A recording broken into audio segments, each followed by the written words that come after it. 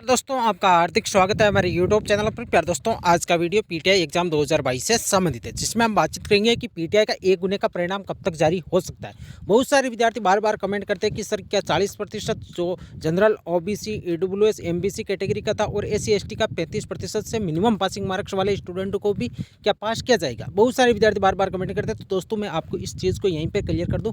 आपने देखा होगा कंप्यूटर टीचर के अंदर भी बहुत सारे विद्यार्थी शीतलता प्रदान करने के लिए धरना प्रदर्शन कर रहे थे, लेकिन उनकी ज्वाइनिंग तक होने वाली है। लेकिन अभी तक किसी भी प्रकार के, चाहे बेसिक कंप्यूटर टीचर हो, हालांकि बेसिक कंप्यूटर टीचर के अंदर ये शीतलता पर विद्यार्थी बार बार अपना धरना प्रदर्शन कर रहे थे, जबकि सीनियर कंप्यूटर टीचर के अंदर मिनिमम पासिंग मार्क्स पर कोई स्टूडेंट पास ही नहीं था, क्योंकि उसकी कट ऑफ भी ज़्यादा गई थी। तो क्या इसके पीटीआई एग्जाम के अंदर भी 40% और 35% से कम वाले स्टूडेंटों को पास किया जाएगा? तो दोस्तों मैं आपको बता दूं, अभी तक ऐसी कोई भी न्यूज़ नहीं है और न ही कोई पॉसिबिलिटी बन रही है कि 35% और 40% से नीचे वाले विद्यार्थियों को पास किया जाएगा।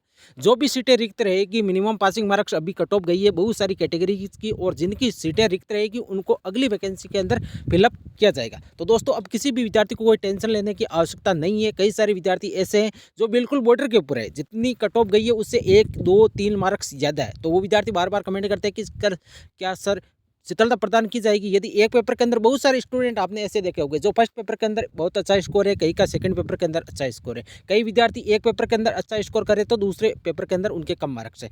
तो एक पेपर में फेल होने की वजह से उनके टोटल मार्क्स तो ज़्यादा है, लेकिन वो एक पेपर में फेल होने की वजह से वो डिस्क्वालीफाई होगी। तो दोस्तों अभी तक किसी भी प्रकार की कोई शीतलता प्रदान करने की कहीं पर भी न्यूज़ नहीं है। आपको कहीं पर भी भ्रमित होने की आवश्यकता नहीं है। यदि आपके मिनिमम पासिंग मार्क्स के ऊपर आप बिल्कुल जितनी कट ऑफ गई हुई है, चाहे आपके 40% मार्क्स हो, और यदि आपका डॉक्यूमेंट वेरिफिकेशन हो गया और आपके डॉक्यूमेंट बिल्कुल जेन्युइन है, तो दोस्तों आपको किसी भी प्रकार की कोई टेंशन लेने की आवश्यकता नहीं है, क्योंकि आपका सिलेक्शन इस वैकेंसी के अंदर हो जाएगा। बहुत सारी सीटें इसमें रिक्त रहेगी। आपने देखा होगा टीएसपी के अंदर भी बहुत सारी सीटें रिक्त अभी भी चल रही है डॉक्यूमेंट वेरिफिकेशन के बाद। जैसे ही डॉक्यूमेंट वेरिफिकेशन के बाद एक गुने की लिस्ट आएगी, उसमें कुछ ज़्यादा संख्या आपकी बढ़ोतरी देखने को मिलेगी रिक्त सीटों पर।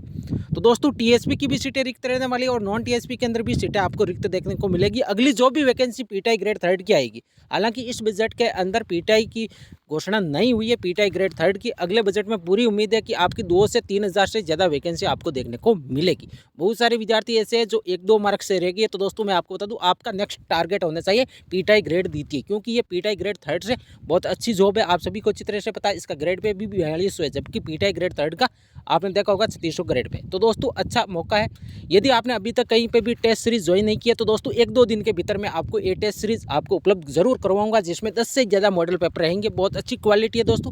100% एक्यूरेसी मेंटेन बनाए रखते हुए मैंने ये टेस्ट सीरीज बनाई है दोस्तों। 100% एक्यूरेसी। दूसरी चीज़, प्रीवियस ईयर जो भी आरपीएससी ने जो भी एग्जाम 2021, 22 और 23 के अंदर कंडक्ट करवाई है, उसमें किस प्रकार के क्वेश्चन पुटअप कर रहा है आरपीएससी, उस हिसाब से टेस्ट सीरीज बना रहा हूँ। और तीसरी सबसे इंपॉर्टेंट बात, जो कि बहुत सारी कोचिंग संस्थान वाले फॉलो नहीं करें, according to syllabus test series के दोस्तों, जैसे साइकोलॉजी के कितने क्वेश्चन आ सकते हैं, कितने करंट अफेयर्स के आएंगे, कितने इंडिया ज्योग्राफी के आएंगे, कितने राजस्थान की ज्योग्राफी से आएंगे, कितने पॉलिटिक्स से आएंगे। तो दोस्तों सारी की सारी अकॉर्डिंग टू सिलेबस मैंने टेस्ट सीरीज बना रहा हूँ दोस्तों। 1-2 दिन का टाइम मैं ज़्यादा लूँगा, क्योंकि मैं 100% एक्यूरेसी के साथ कार्य कर रहा हूँ।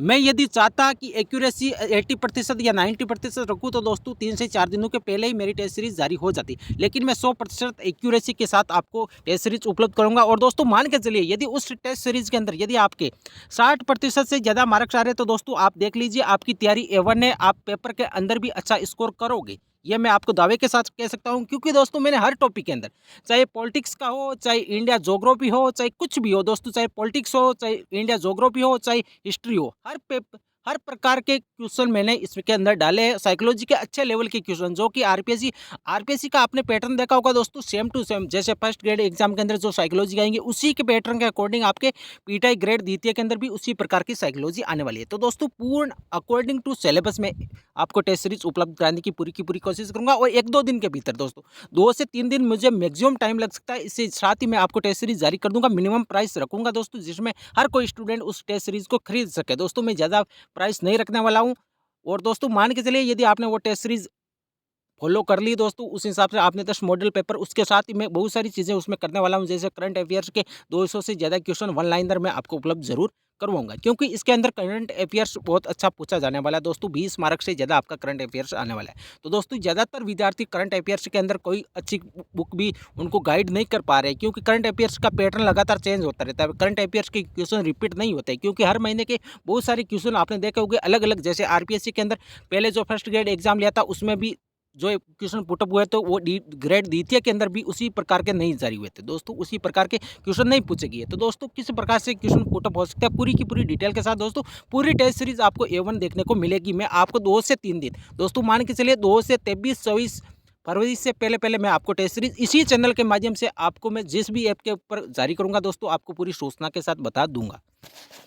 अब चलते हैं दोस्तों आगे की प्रोविजनल और अपात्र कितने हो सकते हैं। तो दोस्तों अनुमान है कि 1000 से ज़्यादा आपके प्रोविजनल और अपात्र देखने को मिलेंगे। बहुत सारे विद्यार्थी ऐसे कमेंट कर रहे हैं कि सर जैसे बेसिक कंप्यूटर टीचर के अंदर बहुत कम स्टूडेंटों को प्रोविजनल किया। तो दोस्तों मैं आपको बता दूं उसकी अलग बात ही इसकी अलग बात है। ये आप सभी को अच्छी तरह से पता। बहुत सारे स्टूडेंट ऐसे हैं जो एपीयर थे दोस्तों और जिनके परीक्षा तिथि से पहले न्यूनतम शैक्षणिक योग्यता पूर्ण नहीं हुई। बहुत सारे विद्यार्थी मुझे बार बार कमेंट करते हैं कि सर एक विषय के अंदर मेरे बैक आ गया। तो दोस्तों आपको टेंशन लेने की आवश्यकता नहीं है।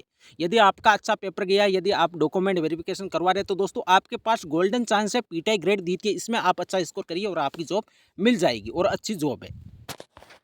प्रोविजनल और अपात्र अच्छे खासे स्टूडेंट इसमें देखने को मिल सकते हैं दोस्तों, ये पूरी की पूरी उम्मीद है, क्योंकि बहुत सारे स्टूडेंट ऐसे हैं जो पहले एपीयर थे, उसके बाद जैसे ही रिटर्न एग्जाम हुआ तो कई सब्जेक्ट के अंदर जैसे किसी एक सब्जेक्ट के अंदर बैक आ गया तो उस हिसाब से उनकी न्यूनतम शैक्षणिक योग्यता पूर्ण नहीं हुई, उस हिसाब से वो अपात्र हो सकते हैं। और कई सारे स्टूडेंट ऐसे हैं जो पहले यूनिवर्सिटीज़ कुछ अलग फिलअप कर रहे थे, उसके बाद जैसे स्कोर ने परम के अंदर कुछ अलग, तो मिसमैच की वजह से स्टूडेंट प्रोविजनल हो सकते हैं। और कई सारे स्टूडेंट ऐसे भी है जिनके रियल में कुछ मिस्टेक हो गई, उन्होंने किसी भी प्रकार का कोई फ्रॉड नहीं किया। यदि मिस्टेक होगी तो दोस्तों आपको टेंशन लेने की आवश्यकता नहीं है। भगवान ना करे कि किसी को भी प्रोविजनल किया जाए, लेकिन यदि आप प्रोविजनल हो भी जाते हैं तो दोस्तों आपको किसी भी प्रकार की कोई टेंशन लेने की आवश्यकता नहीं है। कि राजस्थान कर्मचारी चयन बोर्ड 7 दिन के भीतर आपको टाइम दिया जाएगा, चाहे आप प्रोविजनल हो चाहे अपात्र हो, 7 दिन के भीतर आपका डॉक्यूमेंट वेरिफिकेशन एक बार फिर हो जाएगा। और यदि आपने किसी भी प्रकार का कोई फ्रॉड नहीं किया तो दोस्तों आपको टेंशन लेने की आवश्यकता नहीं है, आपकी जॉब मिल जाएगी।